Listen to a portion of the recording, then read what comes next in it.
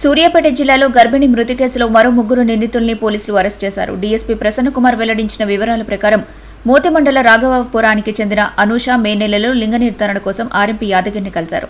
పరీక్షలో ఆడపిల్ల అని తేలటంతో సూర్యాపేటలోని ఒమేగా హాస్పిటల్లో గర్భస్రావం చేయించగా తీవ్ర రక్తస్రావంతో ఆమె మృతి చెందింది. లింగ నిర్ధారణ పరీక్షలు నిర్వహించే వారిపై కఠిన చర్యలు తీసుకుంటామని పోలీసులు హెచ్చరించారు. ఈ వివరాలను డీఎస్పీ ప్రసన్నకుమార్ పోలీస్ స్టేషన్లో వెల్లడించారు. ఈ కార్యక్రమంలో సీఐ వెంకటయ్య, ఎస్ఐ ఏడుకొండలు సిబ్బంది పాల్గొన్నారు. తెలియజేయడం ఏంటంటే ఎవరు కూడా స్కానింగ్ సెంటర్లో లింగ నిర్ధారణ పరీక్షలు అనేది జరగకూడదు. అట్లా ఎవరైనా లింగ నిర్ధారణ పరీక్షలు జరిపినట్లయితే వాళ్ళ మీద కఠినమైన చర్యలు తీసుకోవడం జరుగుతుంది. అంతేకాకుండా ఎక్కడెక్కడైతే ఈ స్కానింగ్ సెంటర్లు ఉన్నాయో వాటి మీద 24 అవర్స్ నిఘా పోలీసు యొక్క నిఘా ఏర్పాటు చేయడం జరిగింది.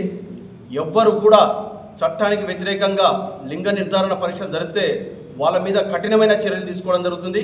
ఇప్పటికే చూసారు, కొత్త చట్టాలు బిఎన్ఎస్ వచ్చిన తర్వాత ఈ చట్టాలన్నీ చాలా కఠినంగా ఉన్నాయి.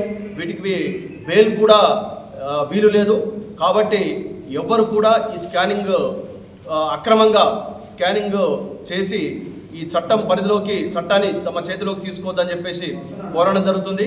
అంతేకాకుండా ఈ మధ్య కాలంలో మాకు తెలిసింది ఏంటంటే మూవబుల్ స్కానింగ్ అంటే పోర్టబుల్ స్కానింగ్ తోటి, అంటే ఒక చిన్న సూట్ కేసు బ్రీఫ్ కేసుల మాదిరిగా స్కానింగ్ పెట్టి ఎక్కడ పడితే అక్కడ, అంటే హాస్పిటల్కు సంబంధం లేని ప్లేస్లలో కూడా ఈ స్కానింగ్లు జరుపుతున్నట్టు మాకు నోటీస్కి రావడం జరిగింది. ఇంతకుముందు ఒక అలాంటి పోర్టబుల్ స్కానర్ను కూడా సీజ్ చేయడం జరిగింది. ఎవ్వరు కూడా దయచేసి అలాంటి స్కానర్స్ను ఉపయోగించకూడదు. ఎట్టి పరిస్థితుల్లో పర్మిషన్ లేని మూవబుల్ స్కానర్స్ వాడితే వాళ్ళ మీద కఠినమైన చర్యలు తీసుకోవడం జరుగుతుంది. కాబట్టి అలాంటి సమాచారం ఉంటే పోలీసుకు తెలియజేయాల్సిందిగా మీకు కోరుతున్నాం. అంతేకాకుండా చాలామంది ఈ లింగ నిర్ధారణ గురించి కొన్ని గ్రూపులుగా ఏర్పడి మనకు ఈ విధంగా ఈ నిర్ధారణ చేయించడం మరియు ఈ స్కానింగ్లు చేయించడం, తర్వాత ఈ విధంగా అబార్షన్ చేయించి మహిళల యొక్క ప్రాణాలకు ముప్పు వాటిల్లే విధంగా చేస్తున్నారు. వాళ్ళు చాలా జాగ్రత్తగా ఉండాలి. ఎట్టి పరిస్థితుల్లో కూడా మీరు అలాంటి కార్యకలాపాలు చేయకూడదు. కఠినంగా మీ మీద ఎవరైతే ఇంతకుముందు అరెస్ట్ అయిన వాళ్ళు ఉన్నారో ఇప్పుడు ఉన్నారో వాళ్ళందరి మీద కూడా నిఘా ఉంటుంది, పూర్తి నిఘా ఉంటుంది.